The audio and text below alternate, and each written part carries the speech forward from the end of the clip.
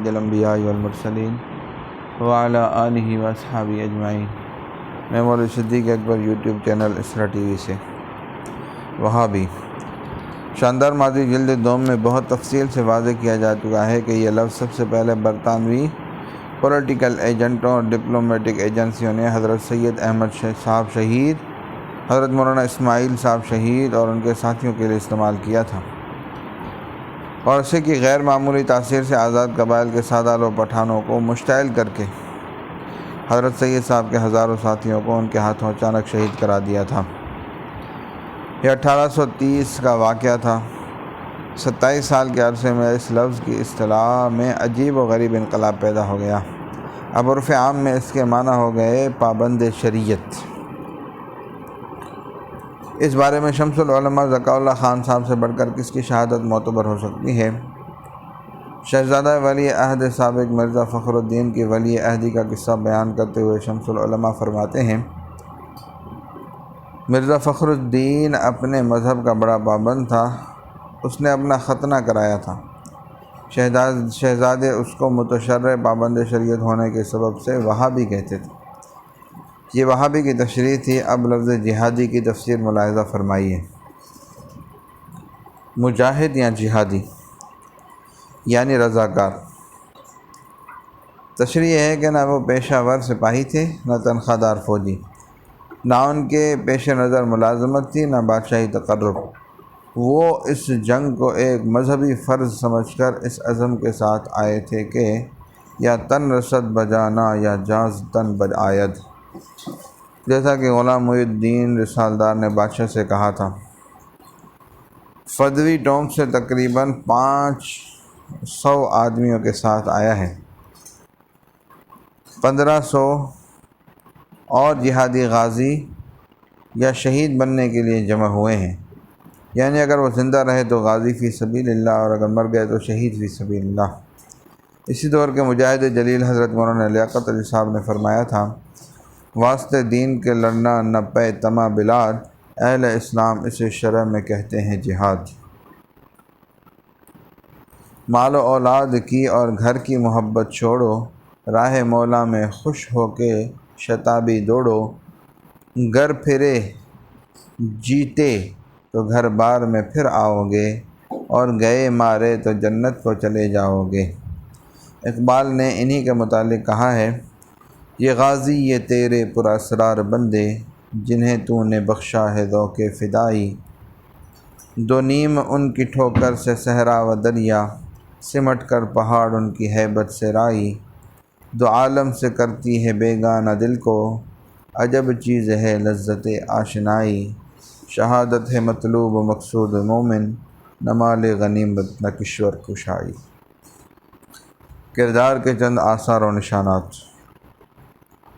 حضرات مورخین معاف فرمائیں، اقتدار پرستی کو شجر ممنوع قرار دینے کے باوجود تحریر و تفصیل کے دامن اسی کی خوشامدوں اور کومپلوں میں الجھ کر رہ جاتے ہیں۔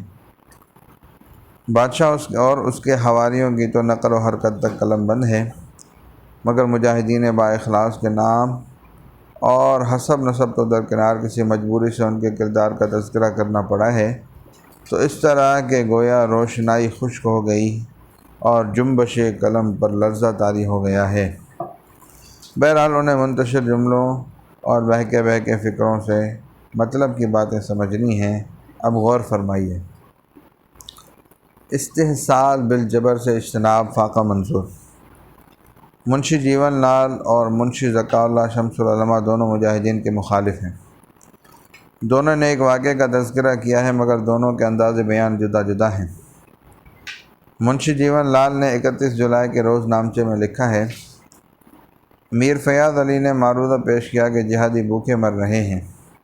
بادشاہ نے جواب دیا، انہیں کھلانے کے لیے میرے پاس روپیہ نہیں رہا۔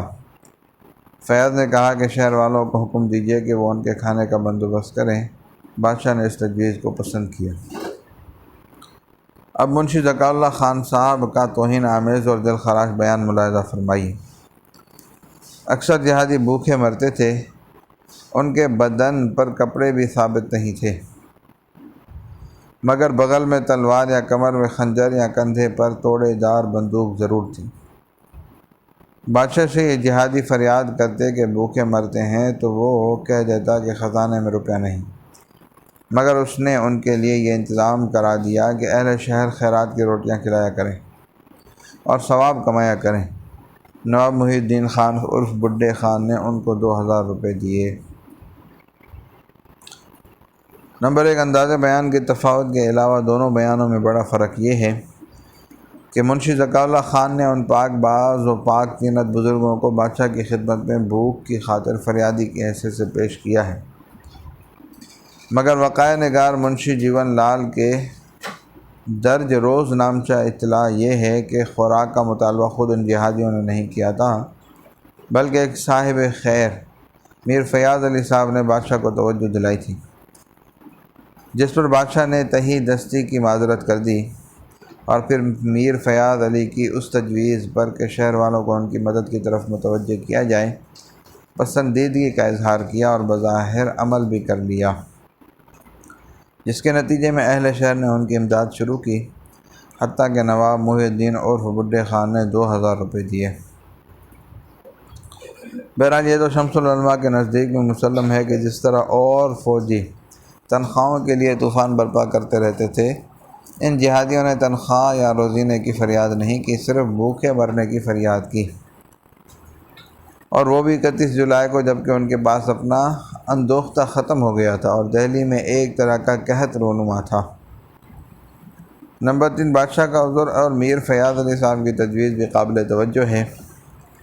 فوجیوں کی تنخواہ کا مطالبہ ہوتا تھا تو بادشاہ جنرل بخت خان یا مرزا مغل وغیرہ کے حوالے کر دیا کرتے تھے کہ وہ انتظام کرے، لیکن جہادیوں کی خوراک کا معاملہ کسی گورنر یا جنرل کے حوالے نہیں کیا جا رہا۔ یہی ایک اہم نکتہ ہے جس سے مجاہدین کا کردار نمایاں ہوتا ہے۔ حقیقت یہ ہے کہ پیشہ ور فوجیوں کے سامنے حلال و حرام کا سوال ہی نہیں ہوتا، بالخصوص زمانہ جنگ میں وہ ہر مال کو جو ان کے سامنے آ جائے جائز سمجھتے ہیں۔ یہ تو بہت پرانی بات ہے کہ شاہ سبکتگین کے فوجیوں نے کچھ مرغیاں پکڑ لی تو حکم دے دیا کہ ان کے کان چھید دیے جائیں، مگر جب سے مغربی تہذیب کا آفتاب سیاہ طلوع ہوا ہے، ان روایات کہنا کی تاریکی ختم ہو گئی ہے۔ نئی روشنی نے فوجیوں کے اختیارات میں بے پناہ وسعت پیدا کر دی ہے۔ ہمارے سامنے کی بات ہے کہ یورپ کی اسی جنگ عظیم کے دوران میں، جو 1939 سے 1944 تک دنیا میں بموں کی بارش برساتی رہی تھی، ہم نے خود دیکھا ہے کہ اس مہذب و متمدن زمانے کی تربیت یافتہ فوجیں جب سفر کرتی تھی تو اسپیشل کی آمد کی خبر سنتے ہی اسٹیشن کے تمام اسٹال بند ہو جاتے تھے اور خونچے والے اپنے خونچے لے کر باہر بھاگ جاتے تھے، کیونکہ فوجیوں کی بے تکلفی کے سامنے ان کے خونچے باقی رہ سکتے تھے اور نہ اسٹالیں محفوظ رہ سکتی تھی۔ اور اس پہلے زمانہ امن میں جب ایک چھاونی سے دوسری چھاونی میں تبدیل ہونے والی فوجیں پا پیادہ مارچ کیا کرتی تھی تو دیہات کے باشندے اپنے بیل اور چھکڑے تو اس لیے چھپا دیتے تھے کہ ان کو بیگار کا خوف رہتا تھا، جو صحیح ہوا کرتا تھا، ساتھ ہی قیمتی سامان اور جو جوان عورتوں کو بھی چھپا دیا کرتے تھے، کیونکہ فوجوں کے ذوق غارت گری و عصمت دری کے سامنے نہ کسی کے مال کی کوئی وقت و حرمت ہوتی، نہ کسی کی عزت و عصمت کی۔ دہلی میں آنے والی انقلابی فوجوں کی لوٹ مار کے جو قصے بیان کیے جاتے ہیں، ان کو مبالغے سے پاک کر لیا جائے تب بھی اس سے انکار نہیں ہو سکتا کہ جس طرح انگریزی فوجوں نے قہر و جبر سے روپیہ وصول کیا، انقلابی فوجوں کا دامن بھی اس سے پاک نہیں رہا، مگر یہ جہادی صرف اس مال کو حلال اور جائز سمجھتے تھے جو غنیم سے میدان جنگ میں حاصل کیا گیا ہو، لیکن وہ مال جو خود اپنی رعایا سے جبراً و قہراً حاصل کیا گیا ہو، اس کے مقابلے میں فاقہ کشی اور بھوکے مر جانے کو 1000 درجہ غنیمت جانتے تھے۔ رائے خدا میں جان کھپا دینا ان کا نصب العین تھا، وہ دشمن کی گولی سے ہو یا فاقہ اور بھوک سے۔ لیکن جن کو دشمن سے بچانے کے لیے نکلے تھے انہی کو نوچنا ان کے بلند اور اعلیٰ نصب العین کے لحاظ سے خودکشی کے ہم معنی تھا۔ بادشاہ ان سے خواہ کتنا ہی ناراض ہو کہ یہ لوگ اس کو بدعتی سمجھتے تھے اور آئندہ بھی توقع نہیں تھی کہ وہ بہادر شاہ کی ذات کے ہوا خواہ بن کر رہیں گے، مگر ان کے احساس کی نزاکتوں کو وہ سمجھتا تھا۔ اسی بنا پر اس نے ان کا معاملہ نہ کسی شہزادے کے سپرد کیا کہ ان پر غبن و خیانت کے الزام پہلے ہی سے لگے ہوئے تھے، اور کسی جرنیل اور کرنیل کو بھی ان کے لیے انتظام کا حکم نہیں دیا، کیونکہ وہ استحصال بالجبر سے پرہیز نہیں کرتے تھے۔ باقی رہا شاہی خزانہ، تو اس کی بھی تمام رقمیں جہادیوں کی شرائط کے بموجب قابل استعمال نہیں تھی، لہذا بادشاہ نے بلا رو رعایت روکھا جواب دے دیا، ذکا اللہ خان صاحب اس پر طنز کر رہے ہیں، حالانکہ صاحب نظر کے نزدیک بھی یہ بات قابل قدر ہے۔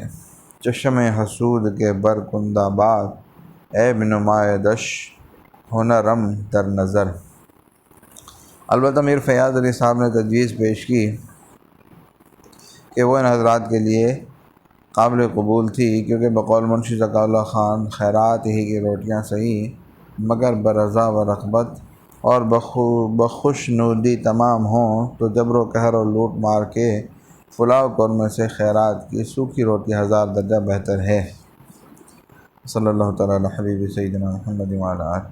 مختصر یہ کہ ان غازیان دین اور مجاہدین فی سبیل اللہ نے یہ کسی طرح پسند نہیں کیا کہ کسی طرح سے جبر و قہر اور ظلم و جور سے کچھ حاصل کریں، البتہ یہ شکل ان کے لیے ناقابل برداشت تھی کہ لوگ فی سبیل اللہ خود اپنی طرف سے ان کے کھانے کا انتظام کریں۔